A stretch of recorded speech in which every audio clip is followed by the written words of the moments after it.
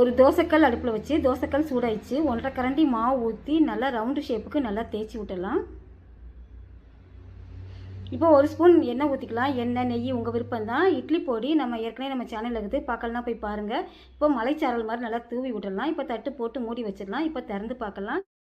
இப்போது தோசை வெந்துருச்சு. ஒரு ஸ்பூன் நெய் மட்டும் அப்படியே பரவலாக ஊற்றலாம். இந்த இட்லி பொடி இந்த நெய்யோட இந்த தோசை சாப்பிடும்போது டேஸ்ட் ரொம்ப அருமையாக இருக்கும். இப்போது பிளேட்டில் மாற்றி வச்சிடலாம். 1½ கரண்டி மாவு ஊற்றி ரவுண்டு ஷேப் நல்லா தேய்ச்சி விட்டுடலாம். ஒரு முட்டை உடச்சி வச்சுருக்கிறேன், அதில் ஊற்றி ஒரு கரண்டியில் ஸ்பூன் வச்சு எல்லா பக்கம் படுற மாதிரி நல்லா தேய்ச்சி விட்டுடலாம்.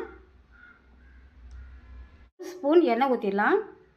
மிளகு சீரகம் பவுடர் நான் வறுத்து தூள் பண்ணி வச்சுருக்கிறேன். இப்போ அதை மேலே அப்படியே தூவி விட்டுடலாம். அதிலே உப்பும் போட்டதுனால உப்பு எதுவும் போட தேவையில்லை. இப்போ தட்டு போட்டு மூடி வச்சிடலாம். இப்போ திறந்து பார்க்கலாம். இப்போ முட்டை தோசை ரெடி ஆயிடுச்சு. முட்டை தோசை பொடி தோசை ரெடி ஆயிடுச்சு. நான் இதுக்கு வேர்க்கடலை சட்னி அரைச்சி வச்சுருக்கிறேன். நீங்கள் க்ரீன் சட்னி, ஒயிட் சட்னி எது வேணாலும் வச்சு சாப்பிட்லாம். டேஸ்ட் ரொம்ப அருமையாக இருக்கும். இந்த மாதிரி ஒரு முறை செஞ்சு பாருங்கள்.